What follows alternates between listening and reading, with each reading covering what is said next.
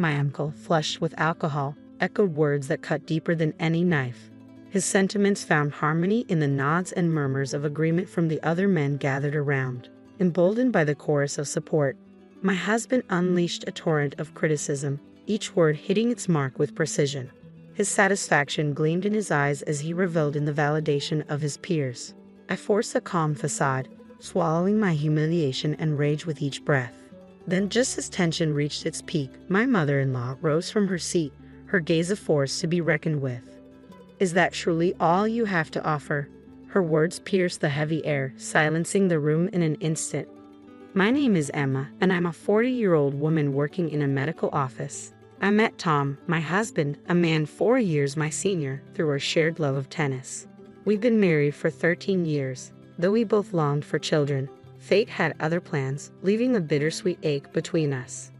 My in-laws, who live separately, keep a vigilant eye on us, especially my mother-in-law. Our bond is strong. We often enjoy lunches out and shopping trips together. Losing my mother at a young age made my mother-in-law's presence all the more significant. She embraced me with a mother's love, cherishing me as if I were her own flesh and blood. While our marriage initially thrived, over time, my husband's demeanor shifted. After about a decade, he became increasingly domineering. His once gentle kindness toward me evaporated. Moreover, his workload burgeoned, leading to frequent overtime and business trips. 3 years ago, he was reassigned to a different department, exacerbating our disconnect. He now spends half the week away from home. Upon his sporadic returns, his demands are curt and dismissive.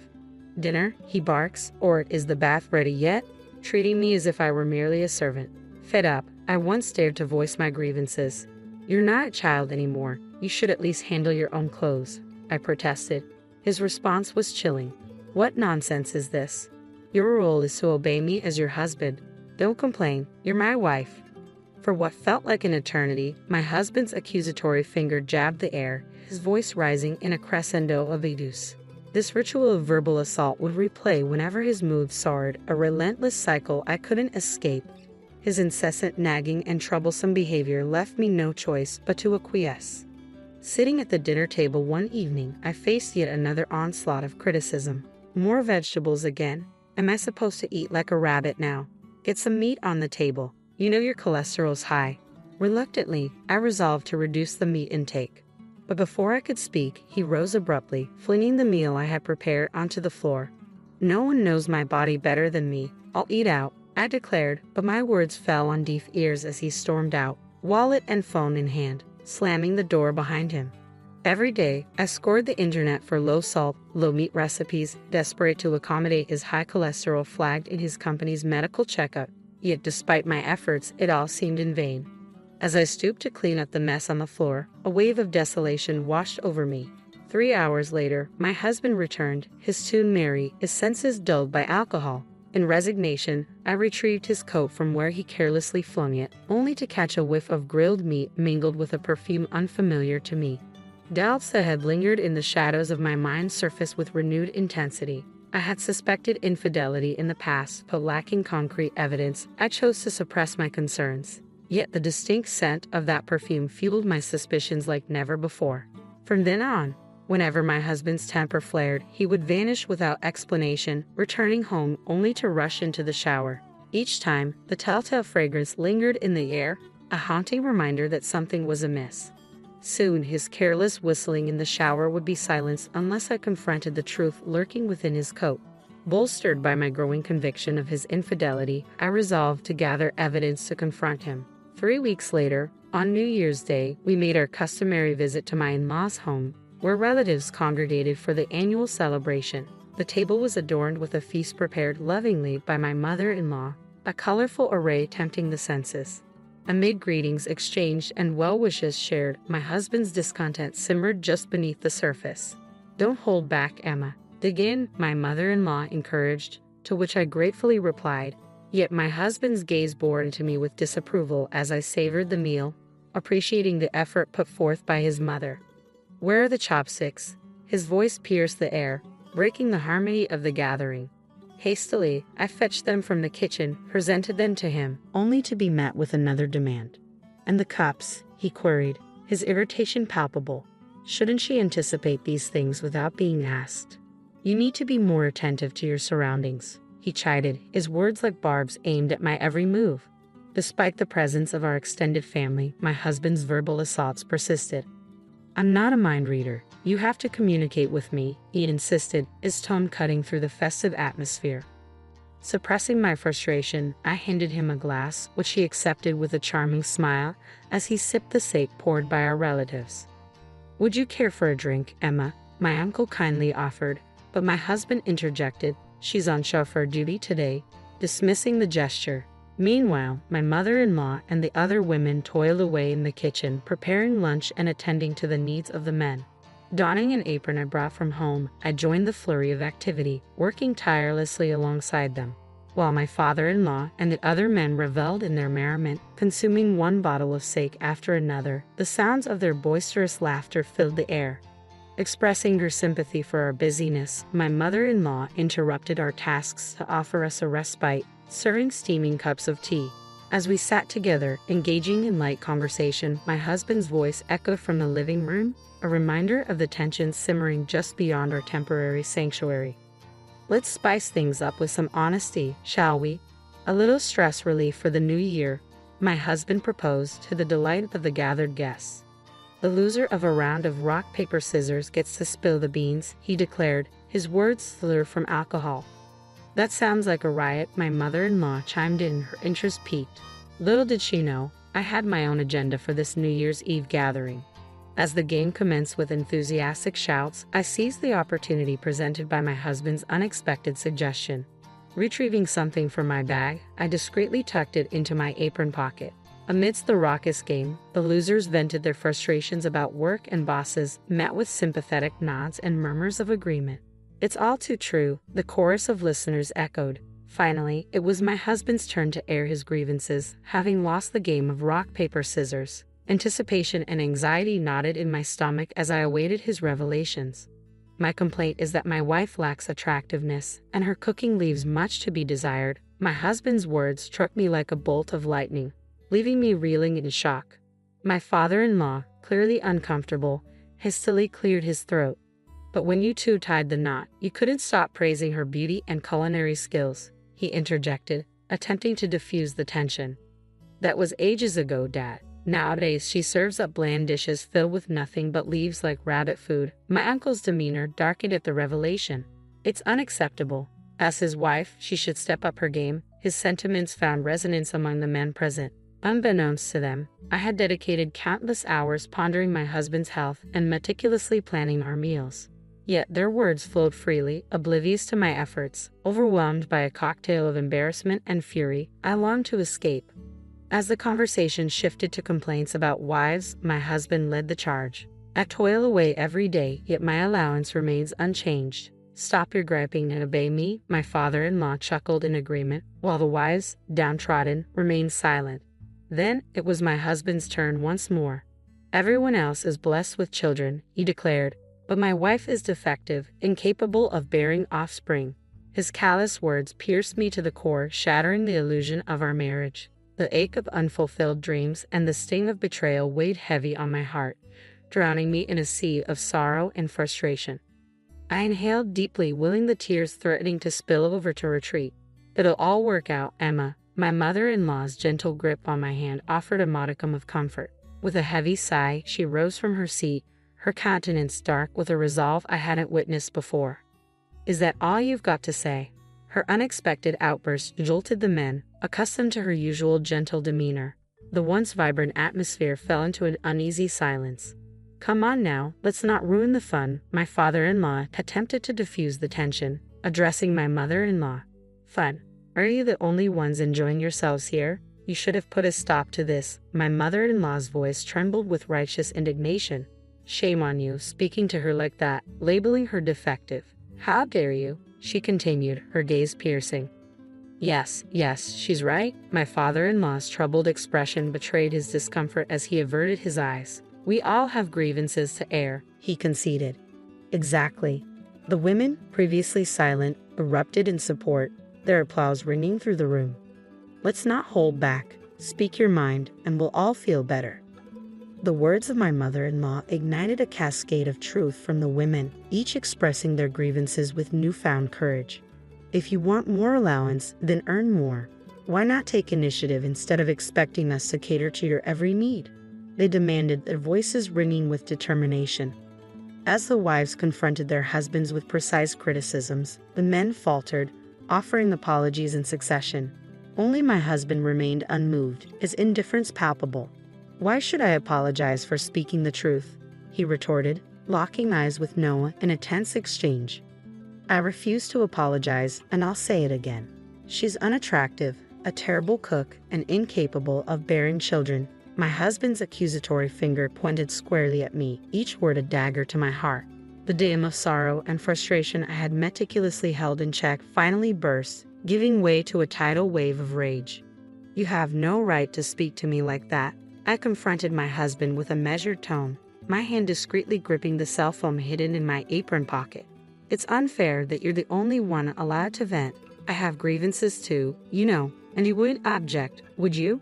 You've aired your complaints about me plenty of times. I'd welcome appreciation, but not baseless accusations."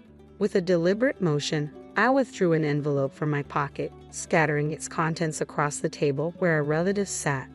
The photographs revealed damning evidence: my husband entering a hotel room with another woman, then exiting her apartment, hand in hand.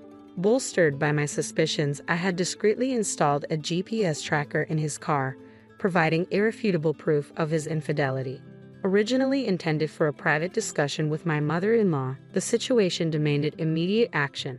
Guests filled the room as the truth unfolded, disrupting the once jovial atmosphere. Frantically, my husband attempted to gather the incriminating photos. "Isn't it normal for husbands to stray?" He appealed to the men for validation, but his plea fell on deaf ears. No one in the room offered agreement, leaving him isolated in his deceit. As my uncle, once a supporter of my husband, denounced infidelity with a resounding "No, that's unforgivable," the other men nodded in solemn agreement. Yet my husband remained defiant. "You lot couldn't even dare to stray from your wives," he taunted, his laughter hollow and bitter. My uncle, spurred into action by my husband's audacity, rose from his seat. "Who truly bears the shame here?" he challenged, echoed by murmurs of concurrence from the men, their gazes piercing through my husband's facade. Despite his attempts to maintain a facade of strength and righteousness, my husband's demeanor reeked of desperation, leaving me repulsed by his arrogance. With resolve, I confronted him once more, armed with further evidence. "A week ago, I received a call from Maruka-san, your newfound love," I revealed, each word laden with the weight of betrayal. "She claimed you've been seeing each other for 3 years now." My husband's feeble attempts at denial only served to betray his guilt. "She even mentioned your subordinate, and the fact that she's 7 months pregnant," I continued, unmasking the deceit woven into his web of lies. "She pleaded for a divorce, stating that you refused to acknowledge the child." Fearing my reaction, his protests dissolved into stammered excuses as I extracted my phone from my apron pocket, placing it on speaker for all to hear. "Maruka-san, did you hear what I just said?" I asked, my voice trembling with a mixture of anger and sorrow. Through stifled sobs, her response came quietly but unmistakably. "Yes," she confirmed, her words carrying the weight of truth, shattering the illusion my husband had meticulously constructed. In fact, the day before New Year's, I had reached out to the girl, informing her of my intentions to call her the next day. Seeking insight into my husband's true intentions, she had agreed, and thus, I made the call just before confronting him. Overhearing the conversation, she was overcome with tears and fury. "He told me to wait until our divorce is finalized," she lamented, her voice trembling with betrayal. "I never uttered such words. Surely, as my wife, you understand, don't you? Why would I say such a thing?" "You're the one who betrayed me," my husband countered, his gaze falling to the ground in shame. "I'll never forgive you," she declared before abruptly ending the call, her trust in my husband shattered. Presenting the divorce papers I had prepared, I demanded his signature, only to be met with a storm of fury. "Absolutely not. I can't simply sign this on a whim. How dare you, sis? Besides, after all this, you'll owe me 2 million yen in alimony." "No, I refuse to divorce you. I simply don't have that kind of money," he protested, his demeanor devolving into childish petulance as he stamped his feet in protest. Witnessing my husband's unprecedented display of immaturity, I nearly chuckled, but remained resolute in my demand for divorce and alimony. Tom, you're not a child. It's shameful. My mother-in-law's frustration with his pitiful behavior was evident as she scolded him with an exasperated expression. You can't just refuse divorce and alimony. Face reality with dignity, I pressed on, my tone unwavering. It's not that simple, Mom. Dad, you understand how I feel, right? My husband appealed, seeking validation. Absolutely not. I can't condone your actions. My father-in-law's response was firm, leaving my husband with little recourse. Reluctantly, he signed the divorce papers and agreed to the alimony, his tears held back only by sheer willpower. Believing this gathering to be the opportune moment to expose my husband's infidelity, I pushed him further. Oh, by the way, I've terminated our lease at the end of the month. One home should suffice for you, shouldn't it? My words were met with applause from the women and deep sighs from the men, and my husband left my in-laws' house, seemingly fleeing from the attention of everyone present. The next day, they filed for divorce at the city office and relocated to a rental apartment I had already arranged. Additionally, I sought 1.5 million yen in alimony from my ex-husband's unfaithful partner. It would have been a harsh blow for the girl, having quit her job upon learning of her pregnancy. But forgiveness was out of the question. After losing his apartment, my ex-husband sought refuge with the girl. Promptly, he acknowledged paternity upon divorce. However, she eventually severed ties, demanding 1.5 million yen per month in child support. Moreover, my ex-husband resigned from his job following the scandal's exposure, making it untenable for him to continue with the company. Left abandoned by his parents and unable to secure a new job, my ex-husband resorted to sleeping in internet cafes and juggling part-time gigs to meet his alimony obligations. Susan, my former mother-in-law, confided in me about his deteriorating health, citing elevated cholesterol levels and the toll his self-indulgent lifestyle had taken since our divorce. Interestingly, Susan and I forged an unexpected friendship post-divorce, growing closer than ever before. Now I find solace in the tranquility of my life, relishing the peace that comes with solitude. Growing up, my twin sister Anna and I were very different. She was like the perfect daughter while I wasn't. Our dad was a serious professor, always focused on his work, and our mom was all about being a traditional housewife. They wanted us to be just like them, but I was more into band t-shirts and keeping to myself. Mom always compared me to Anna, who seemed to do everything right. She'd ask why I couldn't be more like her, especially when I showed up at breakfast with my headphones on. Anna, on the other hand, basked in Mom's praise. She'd wonder why it was so hard for me to dress nicely and smile. It felt like we were from different worlds. One Saturday, we had to attend one of Dad's boring faculty parties, which we couldn't skip. I decided to rebel in my own little way. I put on some heavy eyeliner and wore boots that definitely didn't fit the usual standards. "You're not going out like that, are you?" Mom caught me on the stairs, eyeing my boots like they were covered in mud. I shrugged, my usual defense. "Don't see why not," she sighed, that long sigh that meant I was the biggest disappointment in her perfectly ordered world. "Please, Eliza, just this once, can't you try to fit in? For once, pretend we're the perfect family." I shot back, tired of the same old argument. "It's not about pretending, it's about showing respect for your father," she argued, her voice getting sharper. Anna overheard and chimed in, her heels clicking on the hardwood floor. "Mom's right, Liz, it's not that hard to look decent. Why do you always have to make things difficult? Maybe it'll want to be a clone of you, Anna," I snapped, feeling my face heat up. I hated these arguments, hated being compared, but more than anything, I hated feeling like the odd one out in my own home. Dad appeared at the bottom of the stairs, looking serious. "Eliza, go change now. We're leaving in 10 minutes, he said firmly. His tone didn't allow for any argument. He didn't need to raise his voice. The disappointment in his eyes was enough to make me obey. I marched back to my room to swap my boots for boring flats and wipe away half my eyeliner. As we drove to the party, the car was silent except for the classical music Dad insisted on playing because it was calming. I stared out the window, watching the trees blur past. In that moment, I promised myself someday I'd live a life where no one could tell me what to wear, how to act, or who to be. Someday, I'd be free from the echo of these expectations.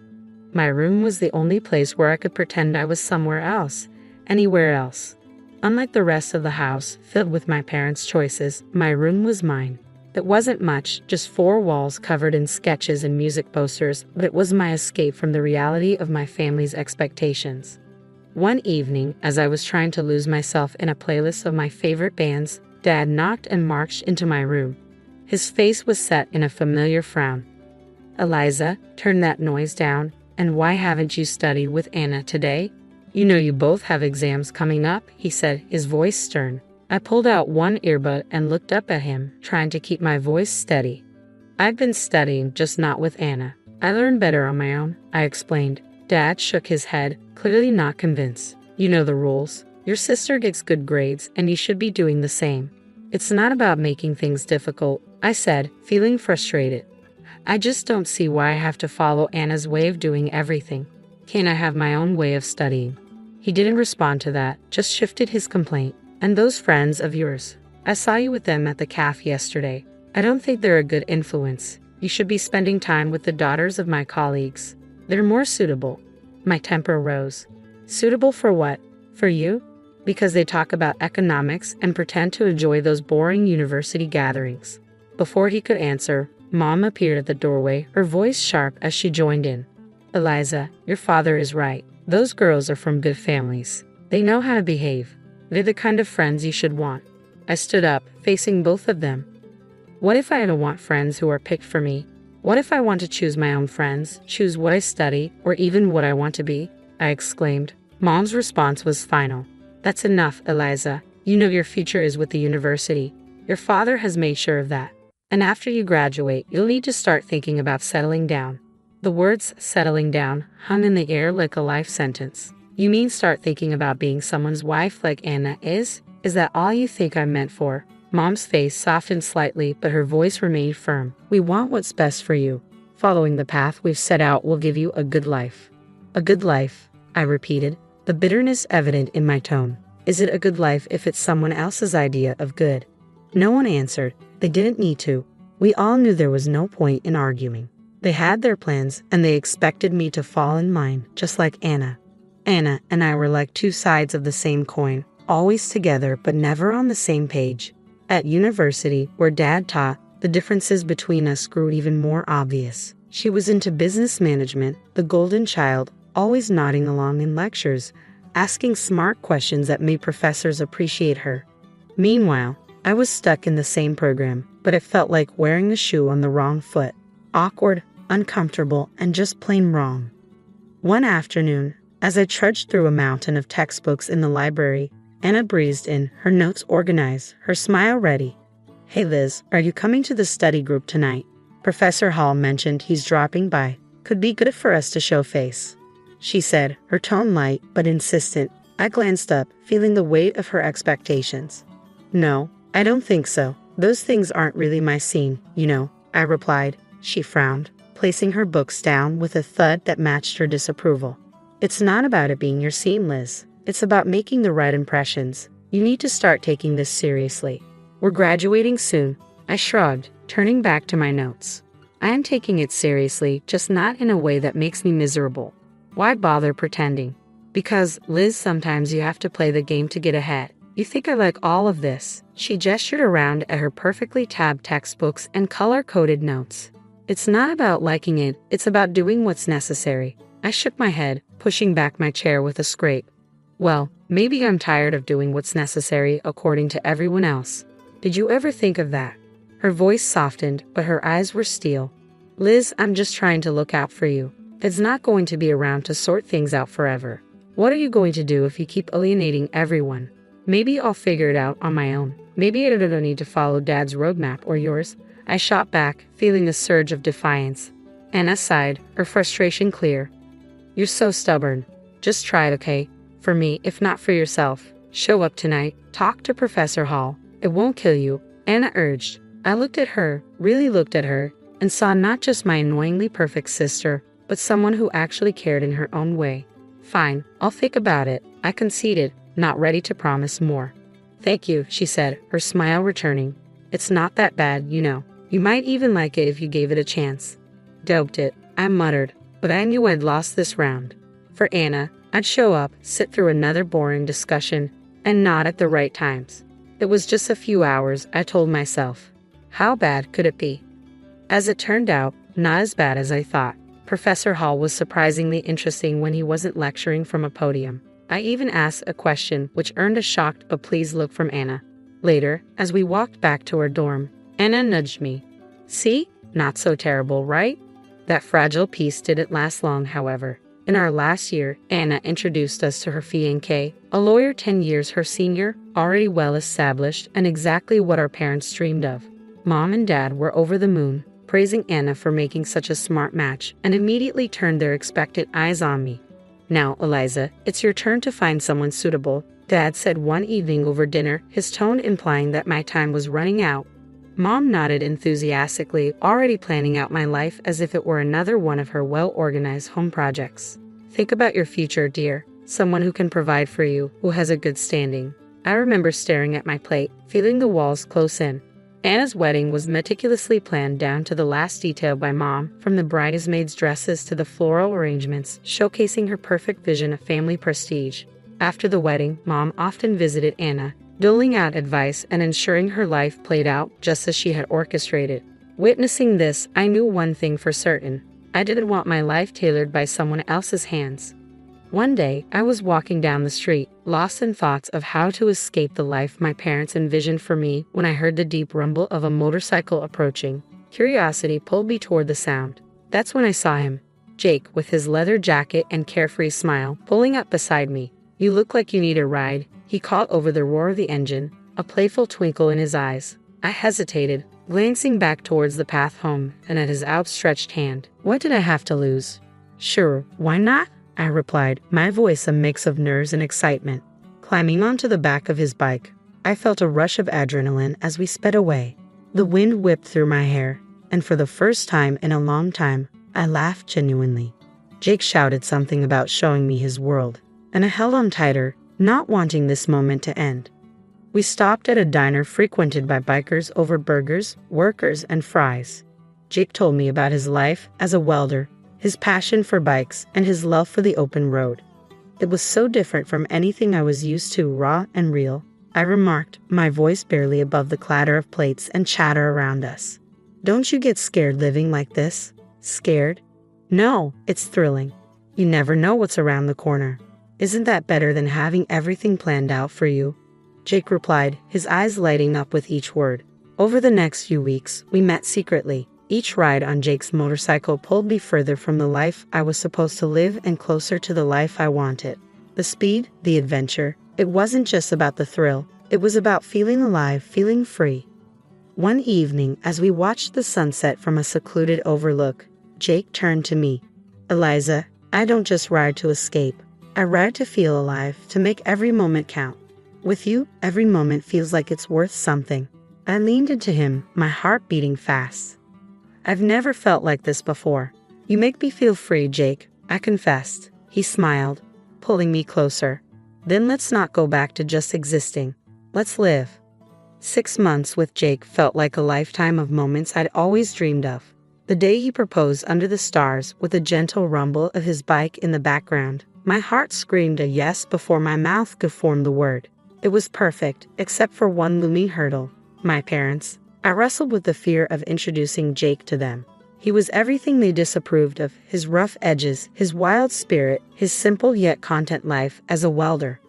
But love bolstered my courage, and I decided it was time they knew. The day I brought Jake home, he was clad in his usual attire, a leather vest, black t-shirt, ripped jeans, and a bandana. I loved it about him. He was unapologetically himself.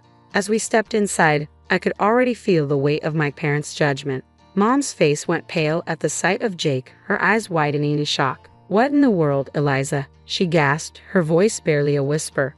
Dad's reaction was harsher, his words sharp as knives. Who is this, and why is he dressed like a thug in our house? I took a deep breath, steadying my nerves. Mom, Dad, this is Jake. He's the man I love. We're getting married. Their silence was deafening. Then Dad turned to Jake, his tone laced with disdain. Married? What do you do for a living, young man? What are your qualifications? Jake, bless him, didn't waver. I'm a welder. I took some specialized courses after high school. I work hard and I make an honest living. The look on my parents' faces was a mix of horror and disbelief. Mom looked like she might faint. A welder, Eliza. You can't be serious, as voice rose, anger flaring. You expect us to give our blessing to this? To throw away your future for a welder? I felt my resolve harden. Yes, because he makes me happy. Isn't that what should matter? But the life you'll lead, Mom started, her voice tremulous. Will be the life I choose. I shot back, my own voice gaining strength. Dad shook his head, his decision clear. We cannot and will not support this. If you choose him, don't expect to be a part of this family. The finality in his tone broke my heart, but not my decision. Jake squeezed my hand, giving me the strength to face them. Then I choose Jake. I choose us. I choose my happiness. Mom's eyes filled with tears, and Dad's jaw clenched tight. If you walk out with him, don't bother coming back, Dad said, his voice cold. Walking away from my parents' house with Jake, my heart was a mess of emotions, pain, relief, excitement, and fear all mixed into one.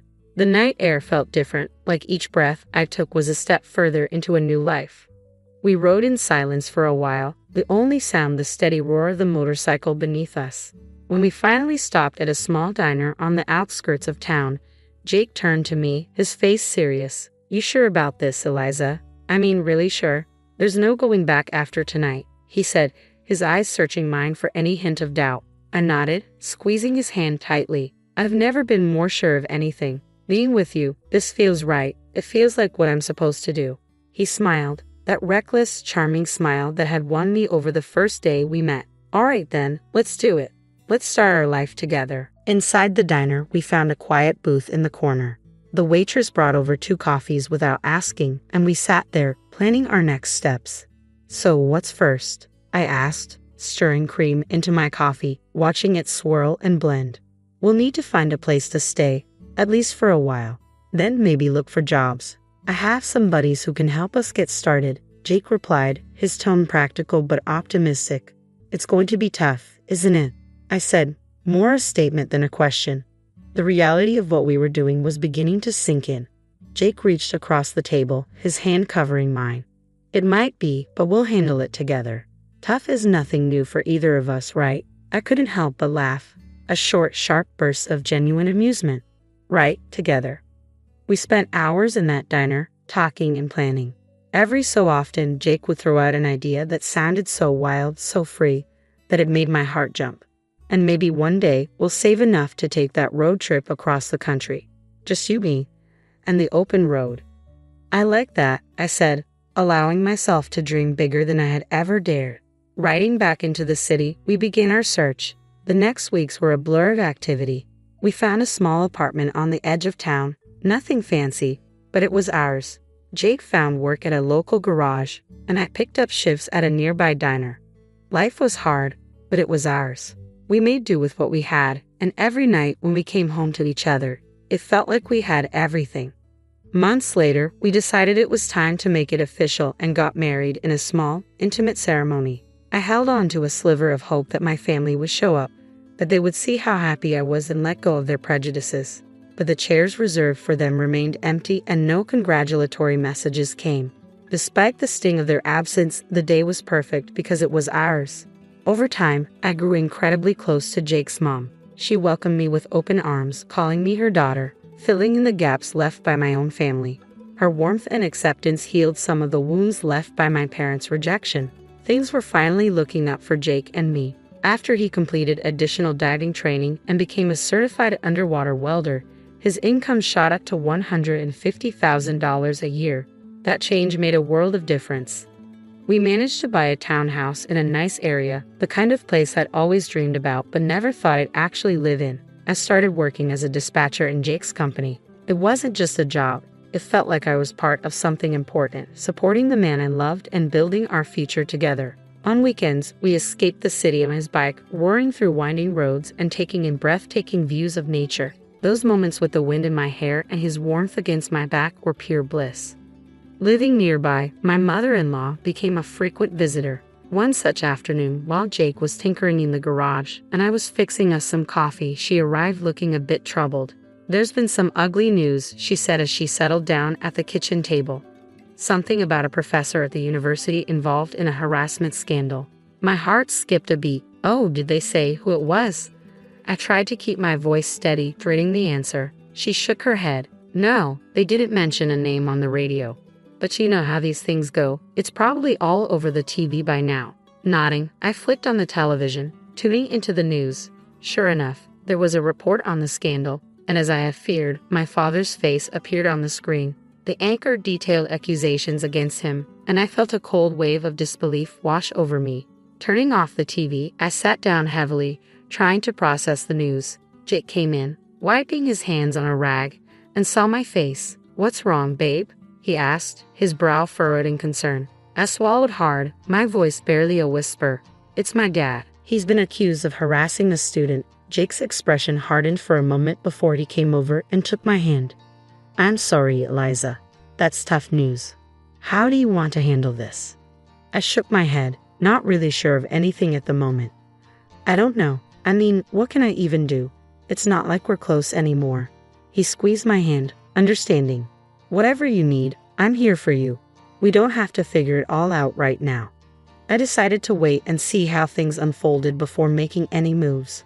Whatever decision I made, I knew I'd have Jake by my side, and that was the reassurance I needed to face whatever came next. Life had been peaceful until that unexpected afternoon at work when a familiar car pulled into the parking lot. I hadn't seen my parents in a long while, and the sight of them stirred up a mix of emotions I thought I had put to rest. Both of them looked dramatically changed. The scandal had taken its toll. Mom had lost a lot of weight and looked years older, while Dad appeared broken, a shadow of the stern man he once was. My mother spotted me and rushed over, arms open as if nothing had happened, as if years of distance and disapproval could be bridged in an instant. But I couldn't embrace her, not now. Instead, I stepped back and took Jake's hand, looking for strength in his presence. "Eliza, it was so hard to find you," Mom said, her voice cracking with emotion. Dad, ever the gruff one, cut to the chase, his voice harsh and bitter. "I was accused unfairly, you know. I went to your sister's husband for help, but that bloodsucker wanted a fortune. Your sister sided with him, and now they've kicked us out. We need your help." I stared at them, disbelief and anger swirling inside me. "Help? After all these years, you show up and demand help. We have nowhere else to go." Mom's voice was desperate. "They've disowned us too. We thought maybe we could stay with you." I almost laughed at the absurdity. "Stay with me? After you disowned me, you made it clear I wasn't your daughter anymore." Dad's face turned red, his old temper flaring up. "You owe us, Eliza, after all we've done for you." "That's where you're wrong," I interrupted, feeling Jake squeeze my hand in support. "I don't owe you anything. You threw me out because I chose my happiness over your demands, and now you want what? To just move in and pretend like we're a family." The situation was spiraling, and I could see people watching, a crowd beginning to form. Mom started to cry, her sobs loud and attracting even more attention. "You're being ungrateful after everything we've done for you," she accused through her tears. I took a deep breath, my decision clear. "No, Mom, I'm not ungrateful. I'm free and happy. You made your choices, and now you have to live with them." As we walked away, I heard my dad yelling, but Jake leaned over and quietly told the security team, "Don't let them come here again." The following months flew by, filled with love and peace. We welcomed a son, a new beginning in our growing family. My parents never came back. That day in the parking lot was the last I saw of them. And while part of me grieved for what could have been, I knew I had made the right choice for me and for my family. Have you ever heard the saying, "Your thoughts shape your words, words turn into actions, actions become habits, habits define your character, and your character shapes your destiny"? Simply put, what you think can decide where you end up in life. It might sound deep, but it's a straightforward concept. Your thoughts influence how you live. By the time you realize this, it could be too late. This is the story I want to share today. I'm Rebecca, 54 years old, working part-time as a homemaker. Married for 30 years, our 2 kids are grown, and my husband and I enjoy our days together as a couple. Retirement is approaching. I mentioned this over dinner to my husband, who's 3 years older than me and will retire in 3 years. He's been a banker for about 35 years since college. In the past, it was common to use the retirement bonus to pay off the mortgage and plan for post-retirement life. Paying off the mortgage at once with a lump sum was the norm. But times have changed. Oh, really? My husband explained that only a handful of companies offer retirement bonuses in the hundreds of thousands, and getting tens of thousands is considered good. Besides, there's the challenge of needing $200,000 for retirement, and more households prefer keeping as much cash as possible. I was quite intrigued by my husband's banker-like perspective. Regarding our house, what if we pay off a chunk to save on interest? We can then manage the remaining loan with our reduced living expenses. Fortunately, I can work as a contract employee even after retiring. It's comforting to have a financially savvy husband. You're reliable. I complimented him while pouring a glass of wine. One day, some unexpected guests arrived at our house. "Hey, Rebecca, it's been a while," greeted my 6-year-old brother and his wife, Annabelle. I must have made a face upon seeing them. They weren't pleasant people, but I kept my thoughts to myself. "Why are you here in the middle of the day on a weekday?" I inquired.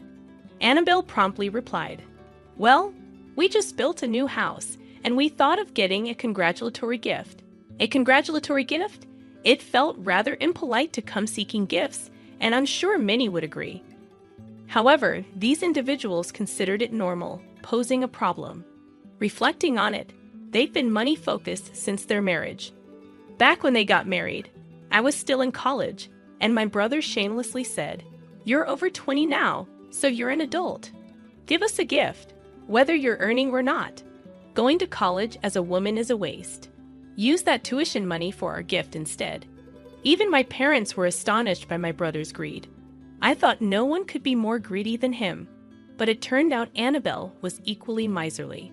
They talk about money all the time, even during Christmas and New Year's.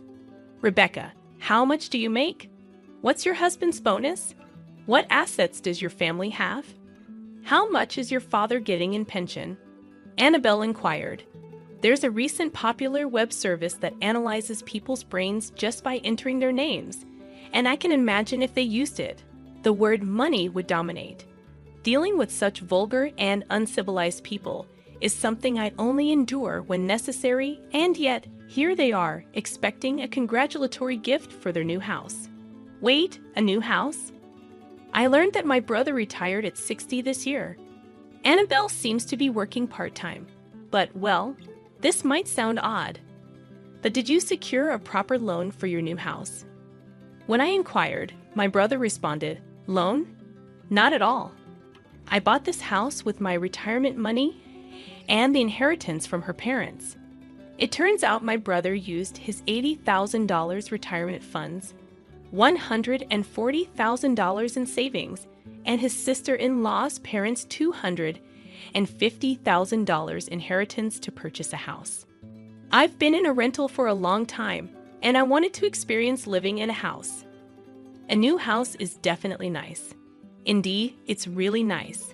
Much cleaner than this old house. It's barrier-free, and will be secure in our old age. However, I'm concerned about such a risky move. But you still have 5 years until you start receiving your pension. Don't you think it would be better to have some savings for your old age? When I mentioned that, my sister-in-law shot me a contemptuous look. "You're such a worrywart. We've thought about those things." At that moment, my brother and his wife exchanged a creepy smile as they leaned in close to each other.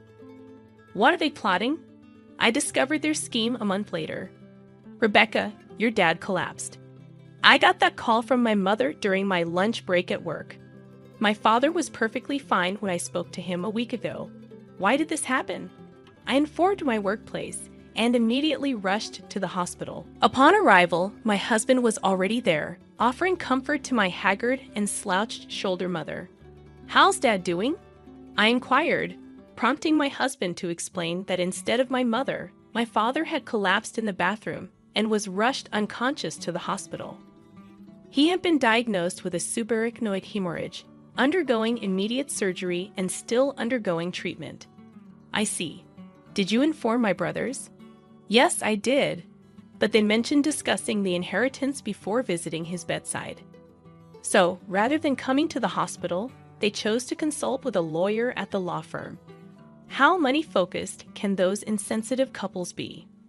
My father is still alive, albeit in critical condition, with a chance of the worst outcome, but it seems inhumane to prioritize sorting out finances while he's still fighting. I'm at a loss for words. Even my mother wears a resigned expression towards their behavior. Honestly, I'm appalled. What kind of heartless individuals are they? The surgery on my father was successful. However, his elderly condition remained precarious, and making predictions seemed impossible. While my mother and I took turns visiting, my brother and his wife were nowhere to be found. Then, a week after the surgery, we received a call from the hospital. Your father's condition has suddenly changed. My husband, mother, and I rushed to the hospital, only to find my brother and his wife surprisingly already there. You arrived early. I commented to my brother, who oddly wore a cheerful expression. Well, why would he look so happy when our parent is in critical condition? The reason became apparent quickly. Hey, what about your father's life insurance? Can you ask your mother about it?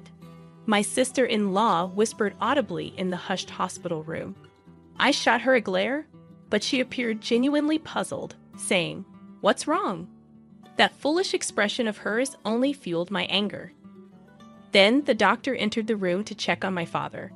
I believe today is the turning point. The doctor informed us with a serious expression, and my husband, mother, and I broke down in tears. Memories of my father flashed through my mind in an instant. My mother was in the same state, holding my father's hand and calling out to him with a tearful voice. Oh, but we finally get it. Yeah, now our retirement is secure. I overheard my brother and his wife conversing as we mourned. They seemed eagerly anticipating my father's passing. I recalled what they had said earlier. Their focus was on their retirement, connecting it to my father's inheritance, the new house they built by depleting their savings, the matters with the law firm, and this callous statement. My mother seemed to grasp their intentions and shot a sudden look at my brother and his wife. They had a hyena-like appearance, fixated on their prey and eagerly awaiting its demise. People often say that when anger peaks, it transforms into an unusual calmness, and that proved true. My mother appeared to share the same sentiments, and after silently observing my brother and his wife, she suggested, "Let's step outside for a moment." We exited the hospital room and settled into a discussion in the hospital's lounge. "You two really have no idea," my mother stated with a mix of disbelief and perhaps pity as she looked at them. "What do you mean?" My sister-in-law noticed the shift in my mother's demeanor, her expression suddenly stiffening. My brother maintained a relaxed look, but I wondered if it was only a matter of time. My mother continued, "There's no inheritance for you two to claim." "What? What do you mean, Mom?" My brother's expression abruptly tensed. "There's nothing to inherit. The house and land we live on are in my name, and your father has no assets." Come to think of it, I've heard this before. My father was the type who didn't hoard money. He had a habit of spending all he had, and my mother handled all the household finances. The only money my father possessed was for his daily cigarette expenses. Aside from a vague understanding of money, he was a good husband and father. So my mother and father managed quite well together. In reality, my father had no significant assets, and if anything, he only had a few dollars for his cigarette expenses in the coin purse he always carried. "But he has life insurance, right?" "Yes, but I am the beneficiary. It's none of your concern," my mother sharply replied. "Your father is still alive, and this couple is only thinking about money, bringing up life insurance." As I was about to voice my frustration, my mother intervened. "Firstly, your father is not someone who would succumb to something like this. He stayed calm during a motorcycle accident, when caught in an avalanche while skiing, and even when he was ill. He has overcome cancer and liver cirrhosis with sheer willpower. If you're concerned about inheritance, shouldn't you be more focused on your own spouse than your stepfather?" My mother chuckled while addressing my sister-in-law, and my brother was the one expressing his frustration. "Mom, I'm still alive. Don't talk about inheritance. It's inappropriate. It's rude." Their annoyance was likely because they couldn't inherit anything. However, it's the same for you. You're saying the same thing to your father now. Do you realize that? You're being disrespectful and uncivilized." My mother's words left them speechless, forcing them to remain silent. And there was no inheritance to claim. They stood there stunned. What should we do? We built a house and bought a car because we expected an inheritance. How will we sustain ourselves from next month? Last month, we went on a shopping spree using credit, and we still have outstanding loans for the air conditioner and refrigerator we purchased when we moved. My husband and I observed these 60-year-olds panicking due to a lack of funds. I quietly suggested, "Firstly, it's wrong to rely on money that you're not even sure of receiving. You lack proper planning skills." The two of them seemed too drained to argue with me. Then my brother proposed, "Let's sell a house. It's the only solution." While it sounded like a sensible idea, my sister-in-law vehemently opposed it. "No, that house is my sanctuary. I won't sell it. We've finally found a peaceful place to live, and I won't give it up because of this." "Oh, if your father doesn't have an inheritance, why not consider sharing your mother's inheritance?" "Yes, let's do that. It's a good idea," my sister-in-law suggested, approaching my mother. "I'm still alive." My mother's response was so comical that I nearly burst out laughing, but I had to hold it in. My brother looked at me. "Help me out here." I could almost hear his plea in his expression. At that moment, my husband, a banker, chimed in. "Why not consult a financial planner? If you have no income and no savings, you're in a hopeless situation.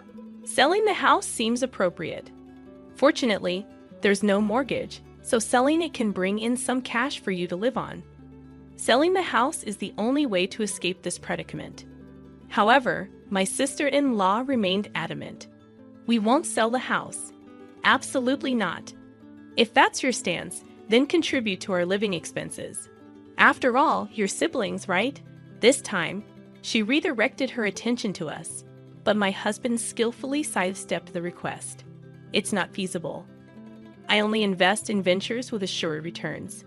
My husband's words, shaped by years in the loan department, carried weight.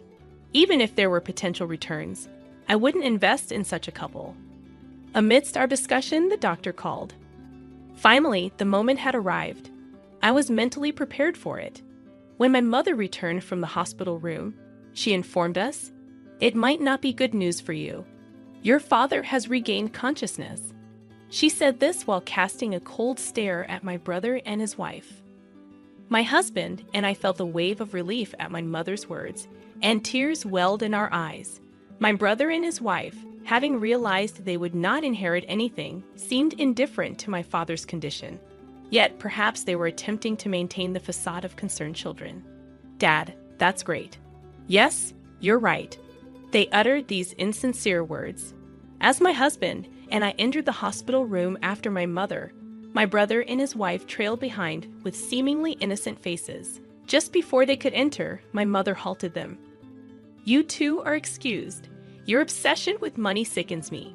If you have the time to visit, contemplate your life from tomorrow onwards." She dismissed them like stray dogs and concluded with this remark. "I'll leave you with this message. Thoughts become words. Words become actions. Actions become habits. Habits become character. And character becomes destiny." My brother and his wife were left stunned by my mother's unexpected speech. Huh? In essence, your thoughts ultimately shape your destiny. Unless you alter your thinking, your destiny remains unchanged. Reflect on this carefully. Consider how foolish, unsightly, and pitiable your actions are. With that, my mother firmly shut the door to the hospital room, signaling her determination to break ties with her son. Following that, my brother and his wife were compelled to sell their house. They had to part with their recently constructed home and land for less than a quarter of the $400,000 they initially paid, just 6 months after putting it on the market.